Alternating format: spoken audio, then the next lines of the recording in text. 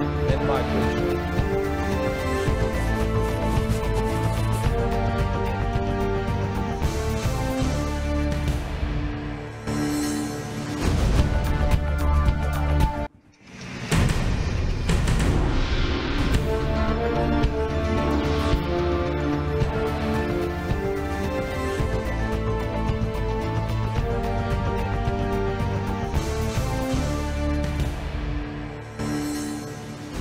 Good evening to you all. A very warm welcome to ETV News. I am Grum Tariku.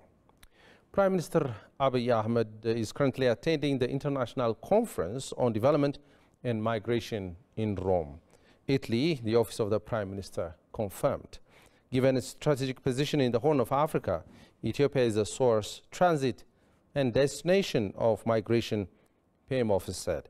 Accordingly, Ethiopia has taken several policy, legal and institutional measures to enhance migration governance, as well as to address irregular migration and human trafficking, the office of the Prime Minister added. In the sideline of the conference, the Premier has unveiled a memorial plaque in the street of Rome in honor of heroic Ethiopian athlete Abebe Bikila. Abebe was a marathon runner who won a gold medal while running barefoot at the 1960 Olympic Games in Rome. Abebe was also first Olympic gold medalist both for Ethiopia and Africa. Prime Minister Abiy stated that Abebe Bikila is a source of national pride and a national gem. He is a unique athlete that raised the profile of Ethiopia to prominence on the world stage and opened the door for many African athletes.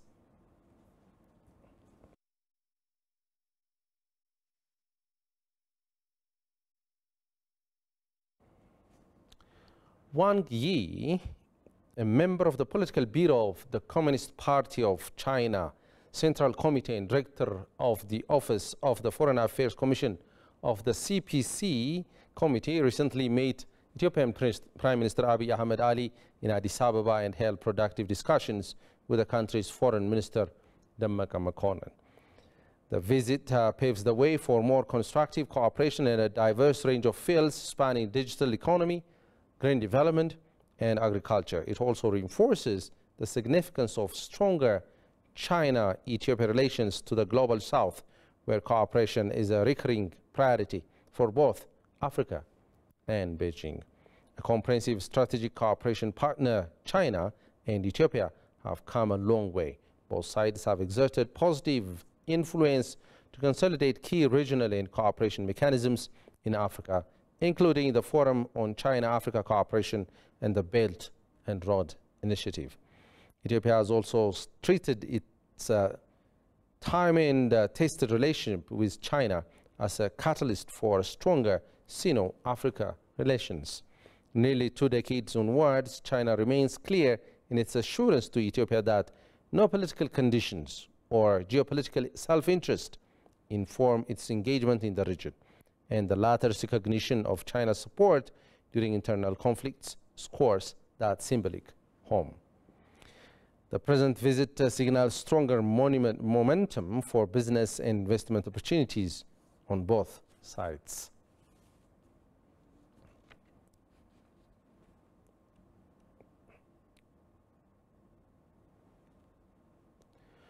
Deputy Prime Minister and Foreign Minister of Ethiopia, Dammaka Makonnen, said the implementation of the peace agreement is making steady progress. The Deputy Prime Minister and Foreign Minister, recalling the recognition given to the African Union as a whole in a recent closure event, bestowed a certificate of recognition to the political affairs, peace and security leadership that the team for critical contributions for the success of the AU-led and Ethiopian-owned peace process and the Pretoria peace agreement.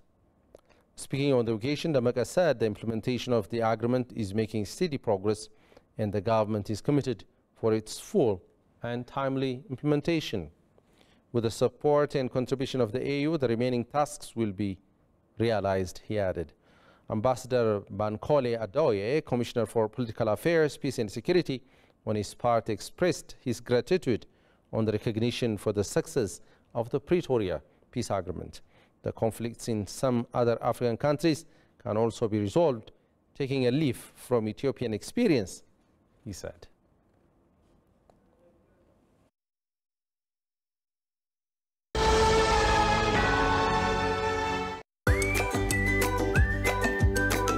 Welcome to the land of origins. Commercial Bank of Ethiopia is pleased to serve all your traveler banking needs. If you have money from any of these 16 countries, you can convert it to local currency by visiting our nearest branch. Alternatively, our secure Forex ATMs accept cash exchange, or if you prefer using your cards, we've partnered with Visa, MasterCard, and UnionPay so that you can withdraw cash from our local ATMs or make cashless transactions at thousands of local POS partners securely and with confidence. We are linked with more than 700 global banks through our direct SWIFT address, CBE Teta. We also work with 16 international money transfer agents, out of which Tune and WorldRemit enable you to make direct deposits into our savings and current accounts or our popular CBE Burr mobile wallet. Commercial Bank of Ethiopia, the bank you can always rely on.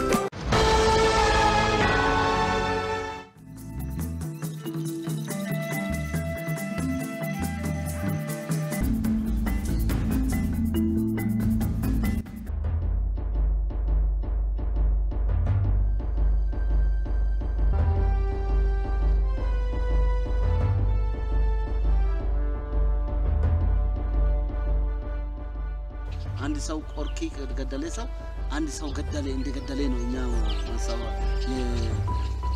አዋጅ ተሰጥቶ ይሄ ቆርኪዎች ቁጥር ከ70 በታች የነበረው አሁን ላይ ከ800 በላይ ቆርኪዎች አሉ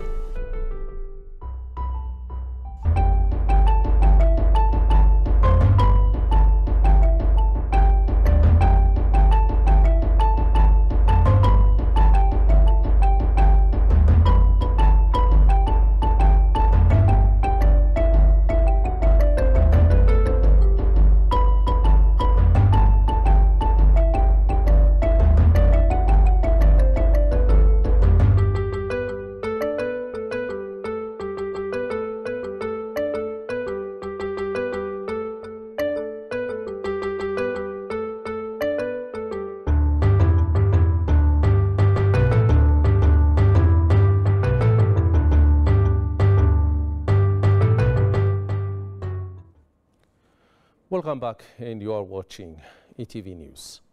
Ambassador Misganu Aragga, State Minister of Foreign Affairs of Ethiopia, held discussion with Congressman John Garamendi and co-chair of the Ethiopian African Caucus at the United States Capitol.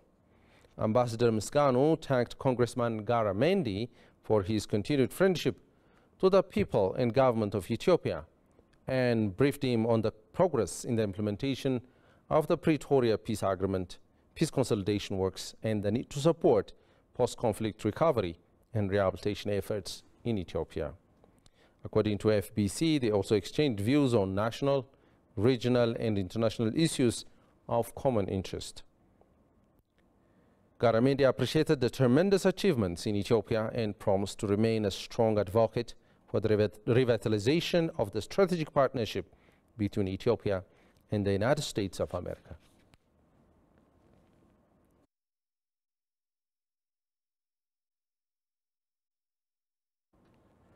Members of the Southern Ethiopia Regional Council said the slated national dialogue will be an ideal platform for hegemony of thoughts to the next generation. They further emphasized the need to prioritize agendas that will bring tangible benefits to both to the country and its people in the ongoing consultation process. Johannes van Town takes it from here. The members of the Regional Council of Southwest Ethiopia people stated that the disputes that occurred in Ethiopia at various times are the causes of loss of human life and destruction of property. Members of the Regional Council, which is one of the newly established regions in Ethiopia, said that the disputes can be resolved through dialogue. Our misunderstanding only caused us harm. Looking at the way we have come over the years, there are many disagreements. As a result, human life was lost and property was destroyed. But that's enough for now. We should gather around the table and discuss and solve our problems.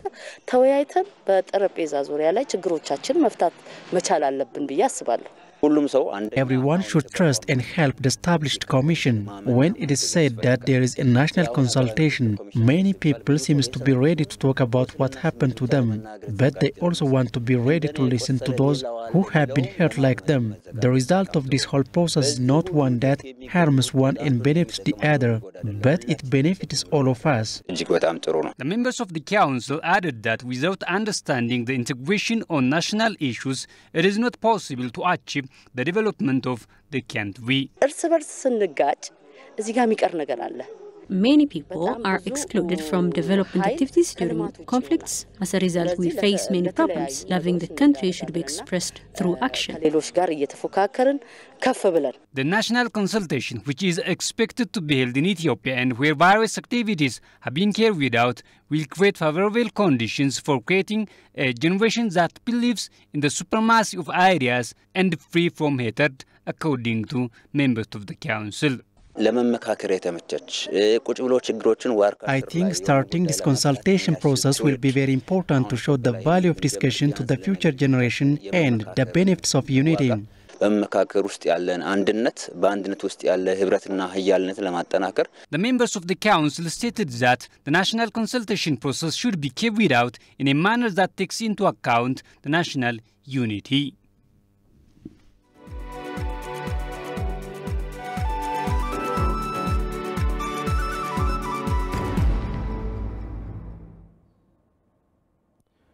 Representative and Director of UNIDO in Ethiopia, Auriela Patrizia Clabro, said the United Nations Industrial Organization, UNIDO, will continue to assist the second homegrown economic reform and is eager to diversify its support to Ethiopia.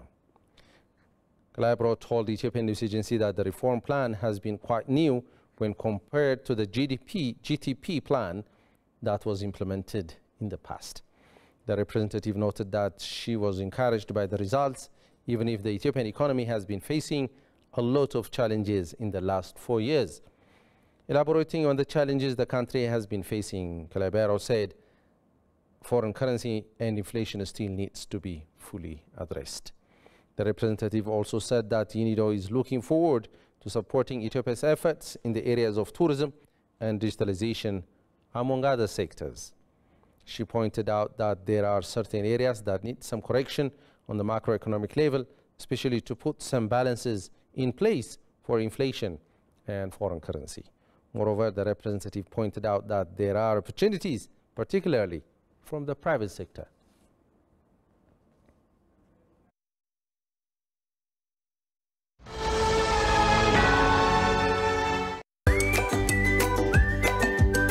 Welcome to the land of origins. Commercial Bank of Ethiopia is pleased to serve all your traveler banking needs. If you have money from any of these 16 countries, you can convert it to local currency by visiting our nearest branch. Alternatively, our secure Forex ATMs accept cash exchange, or if you prefer using your cards, we've partnered with Visa, MasterCard, and UnionPay so that you can withdraw cash from our local ATMs or make cashless transactions at thousands of local POS partners securely and with confidence. We are linked with more than 700 global banks through our direct SWIFT address, CBE Teta. We also work with 16 international money transfer agents, out of which Tune and WorldRemit enable you to make direct deposits into our savings and current accounts or our popular CBE Burr mobile wallet. Commercial Bank of Ethiopia, the bank you can always rely on.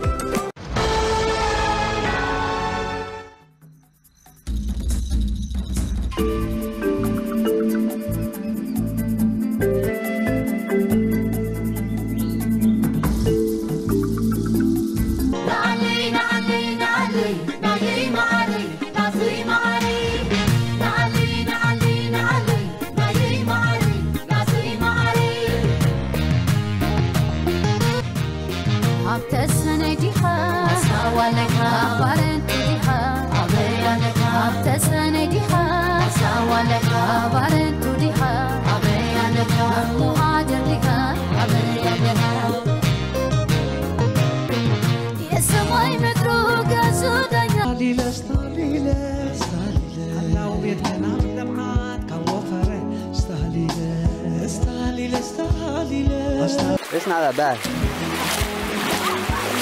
And it feels good. I'm gonna try to swim for y'all and show you how to swim. Come on, follow me. Like I said, anything for the vision, you know what I'm saying? We in Massawa.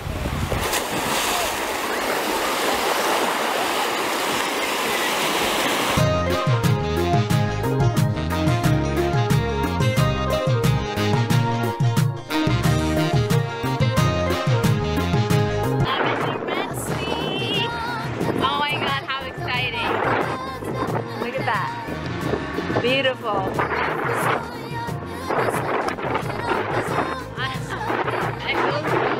excited right now.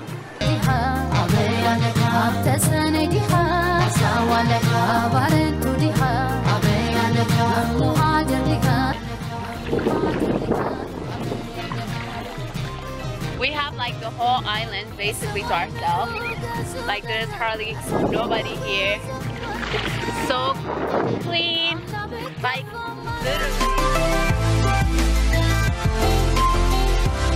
Look how clear this water is.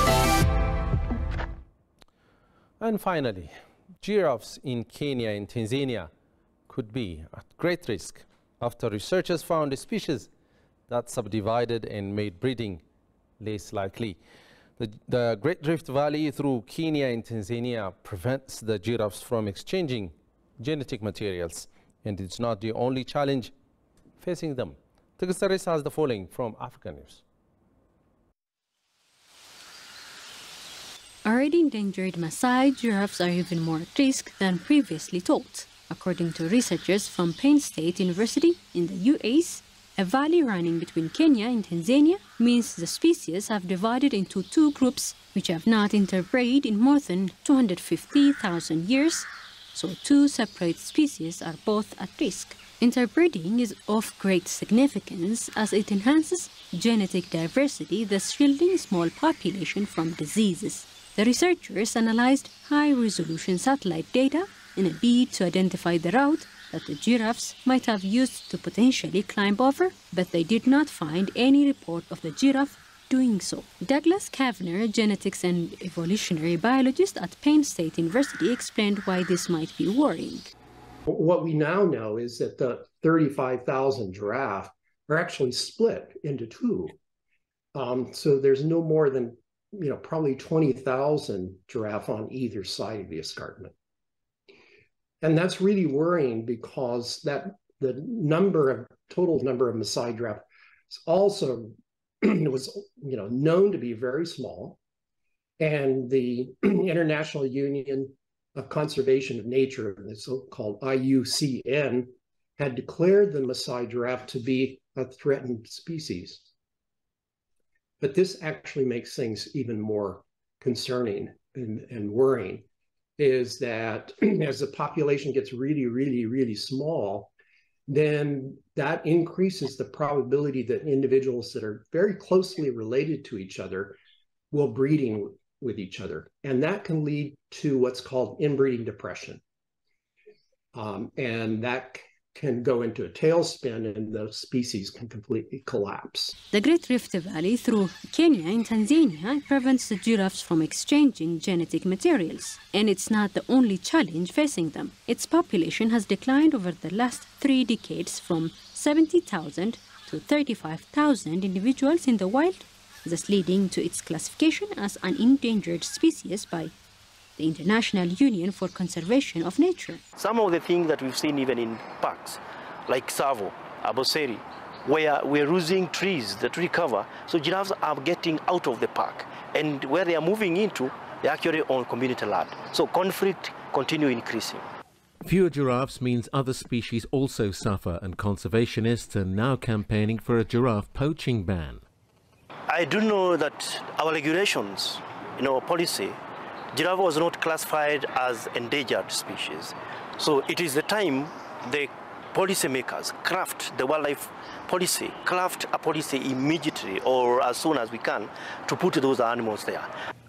Fewer giraffes means other species also suffer, and conservationists are now campaigning for a giraffe poaching ban. I do know that our regulations, policy, giraffe was not classified as endangered species. So it is the time the policymakers craft the wildlife policy, craft a policy immediately or as soon as we can to put those animals there. The Maasai giraffe is also known as the Kilimanjaro giraffe and is found exclusively in Kenya and Tanzania. The study was established in Ecology and Evolution Journal in June. Over now to a quick reminder of the headline. Prime Minister Abiy arrives in Rome, Italy to attend the International Conference on Development and Migration.